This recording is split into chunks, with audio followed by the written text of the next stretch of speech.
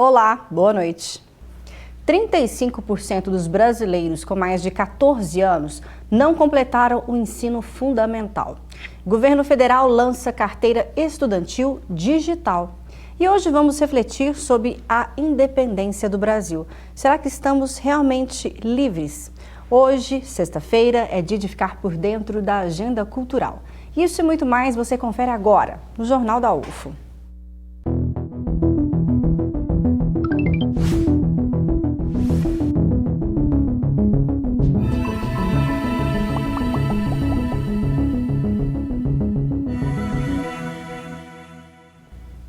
A exposição agropecuária de Berlândia, o Camaro, que começou no dia 30 de agosto, segue até domingo, com diferentes atrações. O evento movimenta uma grande cadeia produtiva e reúne os principais programas de melhoramento genético do país. Confira. A movimentação é intensa. Gados de várias raças estão expostos. Por aqui acontece o Torneio Leiteiro, um dos principais concursos da modalidade do país. O Fernando é zootecnista e explica que a raça Girolando é bastante conhecida no setor rural, principalmente na produção de leite. Hoje a raça Girolando é uma raça que a gente pode se dizer totalmente brasileira.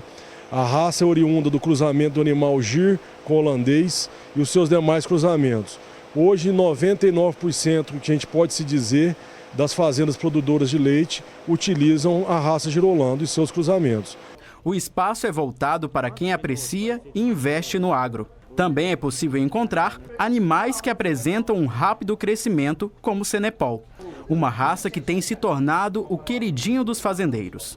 Primeiro, ele é um taurino, sem cupim, como todo taurino, que tem a adaptabilidade ao clima do Brasil, ao clima quente, úmido, árido até, porque de onde ele veio, da ilha de São Croix, o clima lá é assim. Então ele para sobreviver, como em todos os cantos daí do mundo, as pessoas, os esquimós se adaptam no gelo, nós não, a gente morre, se for para lá morre de frio, se vier para cá morre de calor. Então, ou seja, esse animal adaptou ao clima quente, úmido e às vezes árido que ele teve que sobreviver. Animais que chamam a atenção dos pecuaristas e de quem também passa por aqui durante os leilões. Todas as raças bovinas têm um sistema conhecido como julgamento. É o que explica o senhor Dagmar, criador da raça Nelore. A pecuária de corte ela é uma pirâmide. Está aqui o animal elite no ápice da pirâmide. A pouco abaixo nós temos o rebanho multiplicador. E lá na base, na grande base, está esse grande universo que a gente vê nas pastagens e frigorífico. E é importante lembrar que todo esse animal da base que vamos para o frigorífico passa por aqui, o melhoramento genético está aqui. O Parque de Exposições Agropecuária de Uberlândia 2019, conhecido também como Camaru, termina neste fim de semana. O evento teve início no dia 30 de agosto e reuniu todo o setor agro aqui da região. E contou com a presença de pecuaristas, a exposição de várias raças bovinas como Senepol, Nelore e Girolando. O evento também reuniu empresas do setor industrial, comércio e moda, além de shows musicais. De acordo com a organização do Camaru, a previsão é que mais de 350 mil pessoas passem pelo local. E hoje o presidente da República assinou uma medida provisória que cria uma carteirinha estudantil digital, chamado ID Estudantil. A emissão será gratuita por meio de lojas de aplicativo no celular. O documento permite que estudantes paguem meia entrada em shows, teatro, cinema e outros eventos culturais. A emissão, no entanto, só começa 90 dias após a assinatura da MP e também na publicação no Diário Oficial. As entidades que tinham a prerrogativa exclusiva de emissão da carteira de identificação estudantil, como a Associação Nacional de Pós-Graduandos, a União Nacional dos Estudantes e a União Brasileira dos Estudantes Secundaristas, poderão continuar emitindo o documento. E ainda falando sobre educação, dados do IBGE mostram que mais de 1 milhão de jovens brasileiros entre 15 e 17 anos estão fora da escola. Uma estimativa do Instituto Ayrton Senna sugere que essa evasão escolar faça o Brasil desperdiçar 35 bilhões de reais por ano. Veja na reportagem. Robson tem 22 anos e até tentou, mas não conseguiu conciliar trabalho e estudo. Abandonou o ensino fundamental no 6º ano. Você fala assim, depois eu volto, aí vai passando 1 ano, 2, aí vem namorada, vem família, aí não volta mais, né? No Brasil, Robson não é exceção. Dados do IBGE mostram que no ano passado, 11% dos jovens entre 15 e 17 anos estavam fora da escola.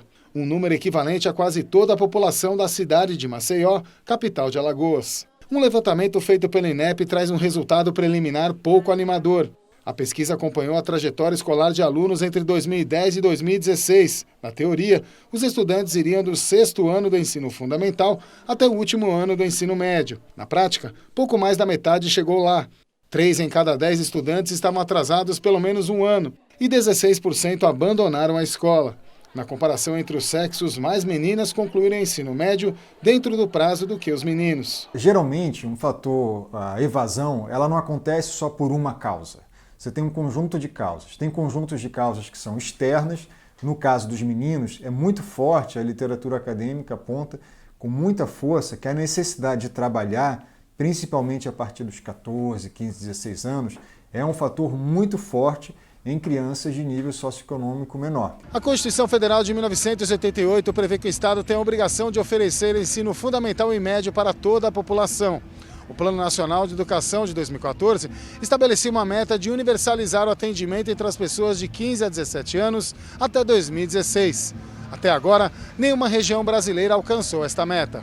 Para o presidente da GEDUCA, Associação de Jornalistas que cobre a educação, combater a evasão escolar e garantir que os alunos completem o ensino médio antes dos 18 anos é fundamental para melhorar a economia do país a longo prazo. Se você com 15 anos e não completou o ensino médio, qual é a vaga que você vai conseguir no mercado de trabalho? Você vai conseguir um bico, vai conseguir um trabalho informal. E nessa etapa é muito importante que ele continue os estudos, porque se ele não completar os estudos até os 18, 19 anos, ele vai entrar num ciclo, porque vai ser cada vez mais difícil voltar para a escola, e ele vai ter sempre uma inserção ruim no mercado de trabalho e vai ficar vivendo de trabalho informal, de subemprego. Amanhã o Brasil comemora 197 anos de independência. O dia 7 de setembro é considerado um marco na história do país. E o que representa essa data no imaginário social? O que os livros didáticos não contam? A equipe do JU conversou com o historiador da UFO para buscar algumas dessas respostas. Veja na reportagem que hoje é destaque em nosso jornal. Todo ano a gente comemora vários feriados. O do dia 7 de setembro é uma data especial para todo o país. Mas tem gente que nem sabe o significado. Não tenho a menor ideia. Para outros, a resposta está na ponta da língua. É quando Dom Pedro I proclamou a independência do Brasil, né? Focando a desvinculação com a colonização, né? Conversamos com um professor de História da Universidade Federal de Uberlândia, que nos explicou detalhadamente a importância desse evento para o Brasil. Trata-se da independência do país, de um marco de quando um país deixou de ser uma colônia, ou seja, deixou de ser dependente, deixou de ser submetido a outro país e ganhou aí a sua autonomia, né? Seria como se fosse a maioridade do país. Essa importância é muito grande a partir do momento, então, que aqueles que nascem aqui, que se identificam como brasileiros, são senhores do seu destino e não mais são ditados, são dominados por pessoas de outro país, no caso Portugal. A independência do Brasil foi declarada em 1822 e esse acontecimento está diretamente relacionado com outros fatos iniciados em 1808, ano em que a família real portuguesa, fugindo das tropas francesas que invadiram Portugal, mudou-se para o Brasil. Outro acontecimento marcante que podemos ver nos livros de história é o grito da independência às margens do Ipiranga. Mas será que isso realmente aconteceu? A ideia do independência ou morte ela já tem uma questão histórica que divide opiniões, inclusive já há muito tempo. Esse é um tema que não é novo na história, na verdade. A própria questão das datas da independência, né, do 7 de setembro, que antes era o 12 de outubro, que é a idade que era o coroamento, o mês de Dom Pedro I. O que você tem se é um mito, alguns historiadores podem afirmar que é um mito, eu não vou afirmar que é um mito, mas aquela cena, sem dúvida, ela foi criada, inclusive é importante a gente pensar nisso. Esse quadro, que é o quadro do Pedro América, da independência do Brasil, Pedro Américo, ele já é feito 80 anos, 90 anos depois da independência, né, no final do século XIX. O quadro, ele consolida o imaginário, um símbolo, né, as nações elas criam símbolos, né, imagens que significam a comunidade nacional. Então esse quadro vai para os livros didáticos, né, e cria essa memória de uma independência grandiosa. E lá se vão quase 200 anos da independência do Brasil. Para ser mais preciso, 197 anos em que Dom Pedro I fez um marco na história do país. Com tantos acontecimentos após a independência, será que o Brasil se tornou independente na política e na economia após o dia 7 de setembro de 1822? O Brasil, sem dúvida, depois da independência, ele conseguiu muita independência financeira e política. Isso, eu acho que isso é inegável, uma vez que você vai ter a abertura dos portos, né, com 1808, com a vinda da família real, por mediação dos ingleses, no conflito Napoleão-Inglaterra. Napoleão vai invadir Portugal, Portugal foge ajudado pela Inglaterra. Então, nesse sentido, você criou muito mais variação de comércio, variação de empreendedores no Brasil. Você vai ter a ideia do banco no Brasil, muito com capital inglês também. Alguém poderia falar assim, vocês saíram da mão dos portugueses e caíram dos ingleses. Sempre vai ter isso na economia. Ninguém, na verdade, é totalmente independente econômico. Hoje o JU recebe aqui no estúdio a professora Natália Rodrigues, que é na verdade, professora de Ciências Sociais aqui da UFO, e também o Wolfgang Lenk, que é professor de Economia e de Relações Internacionais também aqui da UFO. Boa noite para vocês. Boa noite. Boa noite, Patrícia. Bom, gostaria de começar primeiro com a nossa socióloga aqui, para a gente entender também esses reflexos do Brasil, né, do colonialismo nos dias atuais. O que permanece ainda? Bom, boa noite a todos, boa noite Patrícia, boa noite Wolfgang. Eu acho que o reflexo do colonialismo na estrutura social e política hoje, eu consigo pensar em duas principais coisas, dois principais reflexos. Primeiro, é uma estrutura política subserviente às elites internacionais. Eu acho que, politicamente falando, esse é o principal reflexo, tal qual, enquanto colônia subserviente a Portugal, a gente criou uma elite local tão subserviente quanto a outros impérios, né? Contemporâneos. Com relação à estrutura social, o principal reflexo é uma estrutura social baseada na escravidão, né, e na estratificação social, além de classe, de raça também, né? Então é um reflexo bastante nítido do sistema colonial baseado num modo de produção escravocrata, né? Perfeito. E, professor Wolfgang, o que seria ser um país independente em um mundo globalizado? Então, Patrícia, boa noite, Natália, obrigado pelo convite. Nós agradecemos. É muito difícil falar isso, assim, rápido, né? Porque, com certeza, mereceria horas, né, de reflexão. Porque, em certo sentido, é verdade. Nenhum Estado existe no vazio, né? Então, a soberania não é perfeita.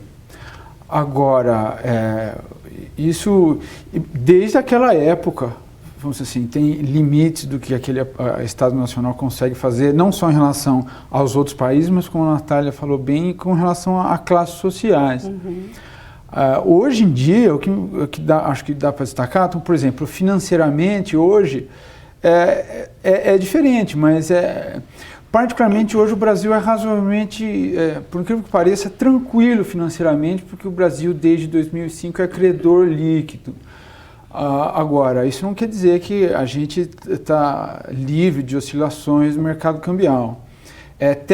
Tecnologicamente, acho que está um pouco mais complicado, porque o Brasil vem de um processo de 20, 30 anos, isso é um debate longo, que vale a pena aquele que se interessar procurar ir atrás, de desindustrialização, de precarização da indústria nacional, em direção a processos produtivos mais simples. E isso implica que a gente fica numa posição mais frágil no comércio internacional, mas, para terminar, isso também quer dizer que a gente fica numa posição frágil tecnologicamente, vamos dizer assim, na geopolítica, não vou nem exagerar do ponto de vista militar, mas, por exemplo, ano que vem, né, o Brasil vai começar a regulamentar o 5G, que é a rede do telefone celular. O 5G ele vai acelerar muito a velocidade da transmissão do celular. Dizem que a televisão a cabo vai acabar. E o 5G é objeto de uma disputa muito forte entre a China e os Estados Unidos. Os Estados Unidos já está pegando aqui tá fácil pegar, né? Vamos ser francos. Eles estão, né? Tá de mão beijada. Esse elo entre o presidente Jair Bolsonaro e o Trump, né? Essa aliança já. Eu acho que não é nem só do presidente Bolsonaro, que, enfim, sem comentários, mas de muito tempo, já que a gente fala de independência hoje, por exemplo. O Bob Fernandes, um jornalista, já mostra como há 20 anos vamos dizer assim, a ingerência de agências como a NSA e o FBI tem na Polícia Federal Brasileira, a gente vê no Ministério Público. Então, não está fácil. Todo mundo ficou surpreso, né, quando descobriu que o Obama poderia ter acesso aos nossos e-mails. Aí falamos de soberania nacional. Bom, isso já faz tempo, né? Agora, nessa Semana da Independência, produzimos uma reportagem que aponta o Brasil como um dos maiores países exportadores do mundo, posição que pode ser considerada também como um reflexo da nossa dependência enquanto nação à economia global. Veja na reportagem de Fernando Cunha com imagens de Lucas Cardoso. A soja é o principal produto de exportação do Brasil para países como a China e Estados Unidos. Uma das características marcantes do país é a exportação de commodities e matérias-primas industriais e a importação de equipamentos e inovações tecnológicas. Para o pró-reitor de pesquisa e pós-graduação da UFO, o país poderia investir mais em pesquisas científicas para desenvolver tecnologias próprias. O país que deixa de fazer esse investimento, né, ele está legando, está deixando um legado muito perverso para o futuro. Nós estamos fazendo algo no presente que afetará o nosso futuro enquanto país soberano. E qualquer país que tenha a intenção de entrar numa competitividade internacional tem que investir em ciência e tecnologia. Ainda, segundo ele, o grande potencial agrícola do Brasil se deve também ao investimento em educação e ciência. Ele destaca o melhoramento genético de grãos, que é feito principalmente nas universidades. A soja, por exemplo, tem vultosos recursos de pesquisas investidos. Então, nós aumentamos a produtividade no campo em decorrência das pesquisas desenvolvidas nas universidades, na própria Embrapa. Tá? Então, o investimento do agronegócio brasileiro, né, ele resulta de conhecimento produzido nas universidades e nos institutos de pesquisa, que resultou numa melhora da produtividade e colocou o país entre os maiores produtores agrícolas do mundo. O exemplo do agronegócio brasileiro é um exemplo claro do investimento em pesquisa, né, agrária. O Brasil é a 22ª maior economia de exportação do mundo. Só para se ter uma ideia, de acordo com o Observatório da Economia Complexa, em 2017 o país exportou 219 bilhões de dólares e importou 140 bilhões, um saldo comercial positivo de quase 80 bilhões de dólares. Os principais destinos de exportação do Brasil são China, 48 bilhões de dólares, Estados Unidos, 25,1 bilhões e Argentina, 17,8 bilhões. O Brasil também importa desses mesmos países numa proporção bem menor. Para este economista, a importação de tecnologias não é um fator tão negativo. Segundo ele, o que vale é o equilíbrio global entre países que produzem e que consomem diferentes produtos. Nosso país ele produz muita commodity, exporta muito produto primário e acabou, ao longo dos anos, não investindo tanto em tecnologia, não produzindo tanta tecnologia, embora isso venha aumentando nos últimos anos. Então, o Brasil importa muita tecnologia. E isso não necessariamente é ruim, porque quando a gente importa máquinas, equipamentos, produtos de tecnologia, a gente também está importando máquinas que vão produzir produtos mais elaborados aqui dentro do país e muitas vezes são vendidos aqui ou são exportados também. A participação do Brasil em blocos comerciais como o do Mercosul, por exemplo, também é fator favorável para a economia do país. é sempre positivo. É claro que isso acelera o comércio externo, né? Acelera exportações, importações, facilita a abertura comercial do país, né? É claro que cada governo tem a sua política de aproximação ou não de alguns países, e quando a gente se aproxima de países que compram muito da gente, é claro que sempre isso é positivo. Independentemente da situação de exportador ou importador, o mundo dará um grande salto tecnológico. E se o Brasil quiser acompanhar os países mais desenvolvidos, precisa caminhar ainda mais rápido nesse sentido. O investimento é uma condição. O investimento em ciência, o investimento em tecnologia, o investimento em recursos humanos, no caso, cientistas, de alta qualificação, é condição sine qua non para retirar o país de um estado de atraso, né, que ele, né, se encontra em relação aos demais países desenvolvidos. Professora Natália, depois então ainda até dessa matéria, gostaria de que você falasse para a gente da diferença entre o que é ser um país soberano e o que é ser um país independente. Bom, a independência é uma categoria jurídica, né? É a composição do Estado-nação. Então, enquanto colônia, não somos Estado-nação, somos uma parte do Estado maior, né? Então, a composição do Estado-nação pressupõe a independência. Daí emerge a questão da soberania política. Então, enquanto a independência é uma categoria jurídica, a soberania é uma categoria fundamentalmente política, ainda que esteja prevista juridicamente também. E enquanto uma categoria política, ela depende de opções políticas, né? E como falou o nosso pró-reitor de pesquisa, uma opção política fundamental para garantir a soberania de um país, de uma nação, é o investimento em pesquisa, em desenvolvimento de tecnologia, em educação.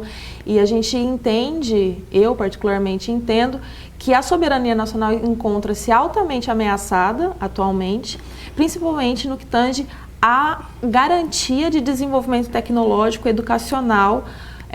Tenha-se em vista, por exemplo, o programa Futurice. O programa Futurice é a desnacionalização da educação superior pública, que é responsável por 90% das pesquisas de desenvolvimento de tecnologia no país, né? Então, toda a nossa pesquisa nacional está em risco, né? Ela está sendo leiloada a preço de banana pelo governo federal, e isso é um atentado gravíssimo à soberania nacional. Para além disso, Patrícia, se você me permite, outras investidas do governo federal também ameaçam de morte a soberania nacional, como, por exemplo, a entrega da base de Alcântara, a rifa feita pela Amazônia, e outras iniciativas de aproximação, entre aspas, né, que eu diria que o termo mais correto seria subserviência, principalmente ao governo dos Estados Unidos, que não à toa é império justamente porque se aproxima de outros países em desenvolvimento com essa intenção, né, de se apropriar de toda a sua tecnologia e colocá-lo embaixo do braço em termos políticos, tá? E nesse cenário complexo, amanhã, tradicionalmente, né, vai ocorrer em diversas cidades brasileiras o desfile cívico. Em Uberlândia está marcado para acontecer. O desfile às 9 horas vai ter o hasteamento das bandeiras na Praça Oswaldo Vilela. Posteriormente, haverá o desfile nas principais avenidas da cidade.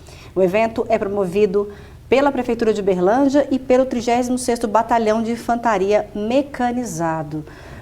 E professor Wolfgang, o que reflete, o que significa hoje, né, na atualidade, esse papel, o significado do desfile cívico? É um reforço de patriotismo, de nacionalismo?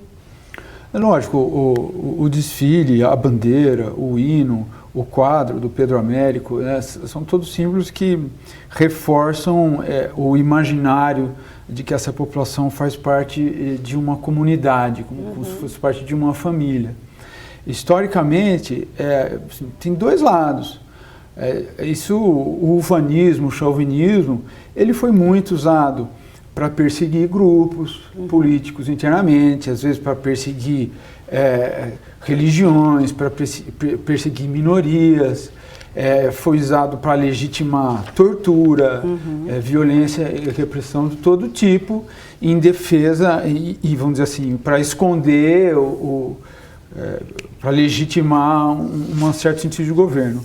Mas, por outro lado, a imaginação dessa comunidade também, historicamente, foi muito importante para que a sociedade assumisse o papel de dividir o ônus, que é cuidar dos seus idosos, educar as suas crianças, ajudar as pessoas que têm problema de saúde e lógico, pensar um futuro para si própria, né? Em vez de jogar esse futuro ao Deus dará, como a Natália falou bem, que é o que é o futuro, a política atual do Ministério da Educação, que simplesmente desobriga, né, larga as universidades federais para que se virem, a mesma coisa. A gente poderia ficar fazendo essa lista até amanhã, o petróleo, a Eletrobras, o minério de ferro, o Agora o pacote de privatizações, que foi até destaque essa semana no JU, né, realmente é extensa a nossa lista. Mas, se a gente não se imagina como parte de uma comunidade,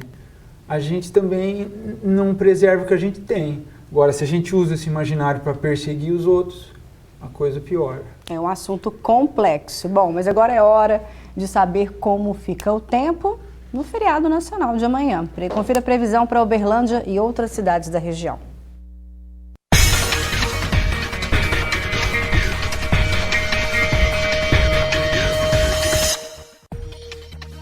O 7 de setembro vai ser quente em Uberlândia, mínima 18 e máxima de 29 graus. Sol durante todo o dia e tempo seco em Monte Carmelo. Termômetros marcam entre 18 e 30 graus. Sábado ensolarado em Patos de Minas. A mínima é 19 graus e a máxima 30. Céu aberto e calor em Ituiutaba. Por lá, a temperatura mínima fica na casa dos 20 graus e a máxima 35. Patrocínio com previsão de dia nublado. A mínima é de 12 e a máxima 30 graus. Hoje é sexta-feira, dia de agenda cultural, e nós recebemos ao vivo aqui no estúdio o Eloir Schweikart para falar sobre as atrações do fim de semana. Boa noite, Eloir. Boa noite, Patrícia. Boa noite a todos. Todo mundo ansioso pelo final de semana, não é mesmo? A boa deste final de semana é a virada cultural que acontecerá no Teatro Municipal com diversas atividades como oficinas e shows. O repórter Fernando Cunha tem mais informações pra gente. Programação de música, teatro e dança, sempre valorizando os artistas locais, né? É isso mesmo. Esse é o 4º ano da virada cultural. E desde o princípio nós sempre buscamos valorizar os artistas locais que nós temos na cidade, de todas as vertentes da cultura, do teatro, da dança, da literatura, da música. E a gente tem uma expectativa bem melhor esse ano, né? São 2 dias de evento e nós estamos esperando cerca de 10 mil pessoas na sexta e no sábado. Todas as atrações são gratuitas. E a Viradinha Kids, né? Fala um pouquinho sobre ela. A Viradinha Kids é o 3º ano que ela acontece. A gente assim, tem uma procura muito grande, porque a cidade acaba sendo carente de programação exclusiva para crianças, né? Então a gente vai levar teatro, contação de histórias, orquestra Alexa, uma programação bem recheada, com censura livre, e não só as crianças podem assistir, mas os pais também, né, que vão acompanhar. E a entrada também é gratuita no dia 7, sábado, a partir de 15 horas. E lembrando que mais informações sobre a Virada Cultural nas redes sociais do evento, no Instagram Virada Cultural UD, e tem o site também viradaculturaluberlandia.com.br. Vale a pena conferir. Fernando Cunha para o Jornal da UFO. E para quem vai dar uma volta pelo Uberlândia Shopping neste final de semana, aproveite para conferir a exposição Gente que Enxerga Uberlândia, personalidades que fazem parte da cidade. É o trabalho do fotógrafo Tiago Mesquita, que tem 21 fotografias de pessoas que contribuíram para o crescimento da cidade. A mostra fica aberta no piso 1 até domingo. A entrada é gratuita. E entramos na reta final do Camaro 2019. Neste final de semana acontecem as últimas atividades da 56ª edição da exposição. Lembrando que daqui a pouco tem show de Maiara e Maraísa e Marília Mendonça. E sábado tem show de Gustavo Mioto e Jerry Smith. O parque abre às 6 da tarde e os shows começam a partir das 9 da noite. Agora a gente confere as dicas para quem prefere ficar em casa mais tranquilo e descansando. Eu assisti uma série muito interessante, chama When They See Us, na Netflix tem, e fala sobre a presunção de inocência e a importância. Minha indicação é a série americana, ela fala de política, assim, querendo ou não, o direito tem um pouco a ver com política, chama House of Cards. Essa foi a nossa agenda cultural de hoje. Patrícia, gostou das dicas? Adorei, Luíra. Realmente a cidade está repleta de atrações. Virada vale cultural a pena movimentando. conferir, tem muita coisa bacana. É isso, boa noite. Obrigada. Bom, a gente continua aqui no JU, mas chegando ao fim do nosso jornal.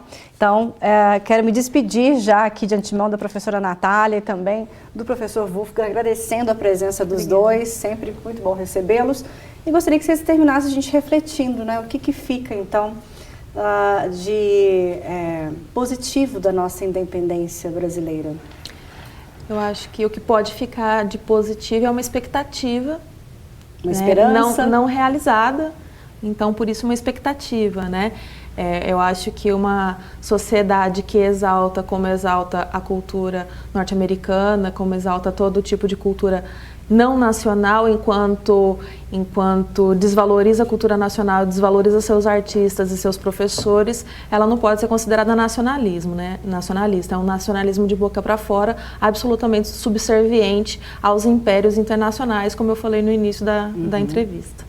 Mas eu agradeço ao convite e estou à disposição. Muito boa reflexão, gostaria também de ouvir, professor Wolfgang. A Natália falou muito bem, não adianta a gente cumprir com deveres cívicos cerimoniais se a gente não cuida das nossas pessoas, né? Pensar na cidadania de fato, né, também. Muito bom. O JU dessa sexta-feira fica por aqui. Tenha uma excelente noite, bom final de semana, bom feriado amanhã para você, com as suas reflexões aqui, hoje junto ao JU. E eu te espero semana que vem. Tchau.